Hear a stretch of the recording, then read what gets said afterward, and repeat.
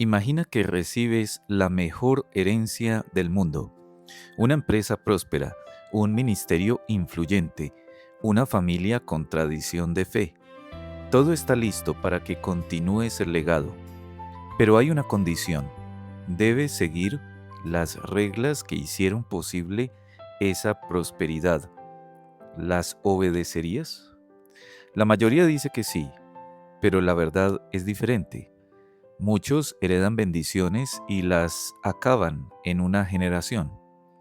Reciben el fruto de años de obediencia ajena y lo desperdician en meses de negligencia propia. ¿Por qué pasa esto? Porque heredar una bendición no garantiza conservar esa bendición. Porque la prosperidad genuina no se transfiere por sangre, se sostiene por obediencia. Y esa obediencia no puede ser delegada. Hoy enfrentamos la misma encrucijada que enfrentó un joven rey hace 3000 años, una elección entre dos caminos, el de la ley de Dios o el de la conveniencia humana, el de la fidelidad activa o el de la religiosidad heredada. Esta es la historia de cómo un padre moribundo entregó a su hijo no solo un trono, sino el secreto de la verdadera prosperidad. Y es también tu historia, porque tú también has recibido una herencia, y lo que hagas con ella determina si floreces o te marchitas. La tierra de Sarepta no conocía la lluvia. El polvo cubría cada superficie.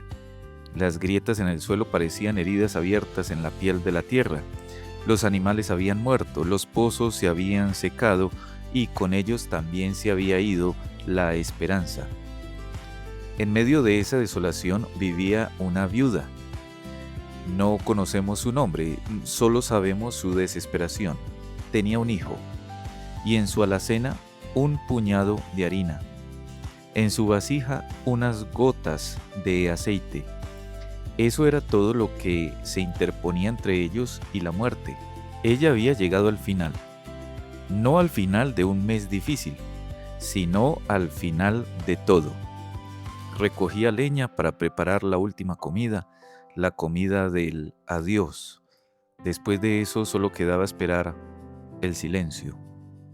Entonces llegó un extraño, polvoriento, cansado, con ojos que habían visto el juicio de Dios caer sobre el pueblo de Israel. Era el profeta Elías, el profeta que había cerrado los cielos, el hombre por quien la sequía asolaba la tierra, y le pidió lo imposible a esta mujer. Primero le pidió agua. Ella pudo haberle dado eso. Luego pan que ella no tenía, pan que significaba elegir entre alimentar a un extraño o alimentar a su hijo, entre obedecer a un profeta o salvar a su familia. La petición parecía absurda, incluso cruel. ¿Qué clase de Dios envía a un profeta a pedirle el último bocado a una viuda hambrienta? ¿Qué clase de fe exige semejante sacrificio? Pero Elías no vino solo con una petición, vino con una promesa. La harina no se acabaría, el aceite no disminuiría, hasta que Dios enviara lluvia sobre la tierra. Una promesa que desafiaba toda lógica, una promesa que exigía fe antes de ver evidencia. La viuda se enfrentó a una decisión. Podía aferrarse a lo poco que tenía. Podía racionalizar que su primera responsabilidad era con su hijo. Podía también despedir al profeta con palabras piadosas y consumir su última comida en privado. Nadie la hubiera juzgado. Pero ella hizo algo extraordinario, algo que muestra el corazón de la verdadera obediencia. Ella fue e hizo como le dijo Elías. Primero para el profeta, luego para ella y su hijo. Puso la palabra de Dios antes que su propia necesidad. Y esa decisión la salvó. La harina no se acabó, el aceite no disminuyó. Día tras día, semana tras semana, mes tras mes, la provisión continuó. no porque ella lo mereciera, no porque ella fuera especial, sino porque ella obedeció, porque honró a Dios con lo que tenía, y Dios honró su fe con lo que ella necesitaba. Ahora regresemos 3 siglos atrás, a un palacio en Jerusalén. David está en su lecho de muerte, el gran rey valiente, el hombre conforme al corazón de Dios, el pastor que mató gigantes, el monarca que unificó al pueblo. Ahora está débil, frío, cerca del final. Salomón está junto a él, el hijo elegido, el heredero del trono, joven, inexperto, a punto de gobernar el reino más poderoso de su tiempo. Este es el momento de las últimas palabras, las palabras que un hijo nunca olvida, las palabras que definirán un reinado. Y David habla. Escucha lo que dice en Primera de Reyes, capítulo 2, versículo 3. Guarda los preceptos de Jehová tu Dios, andando en sus caminos y observando sus estatutos y mandamientos, sus decretos y sus testimonios, de la manera que está escrito en la ley de Moisés, para que prosperes en todo lo que hagas y en todo aquello que emprendas. Esta no es una sugerencia paternal, no es un consejo opcional, es un mandato de supervivencia. David no le dice a Salomón cómo gobernar, le dice cómo permanecer. No le enseña estrategia política, le entrega el secreto de la prosperidad genuina. Guarda los preceptos, anda en sus caminos, observa sus estatutos, cumple sus mandamientos, atiende sus decretos, honra sus testimonios. Esta es como una cascada de sinónimos, una repetición intencional, porque David sabe que la tendencia humana es escuchar y luego olvidar. Es conocer, pero a la final no hacer. La palabra guardar aquí no significa simplemente conocer, significa custodiar, proteger, vigilar con celo.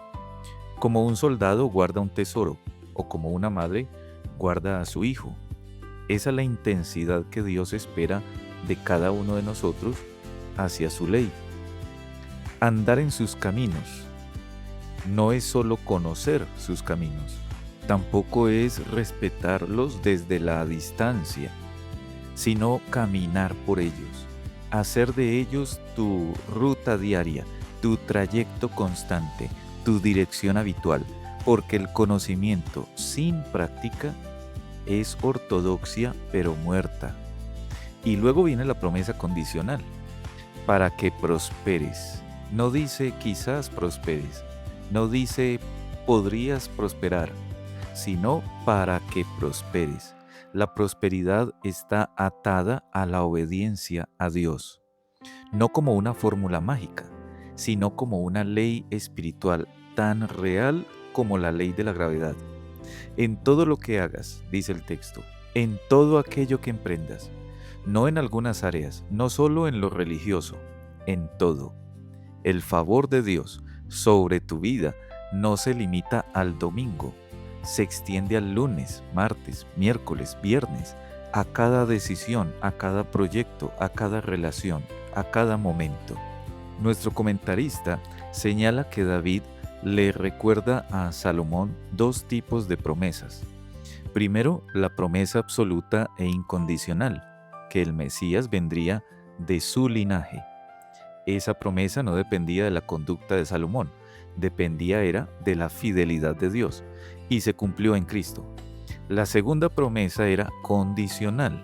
La permanencia de sus descendientes en el trono dependía de su obediencia. Si andaban con sinceridad, con celo y resolución ante Dios, el trono sería suyo. Si se apartaban, lo perderían. Y la historia confirmó esta verdad una y otra vez. Y aquí es donde enfrentamos la tensión de la vida cristiana. Dios es soberano, pero nosotros somos responsables. Dios cumple sus promesas, pero nosotros debemos cumplir nuestras obligaciones. Dios garantiza la salvación de sus elegidos, pero exige que andemos en santidad.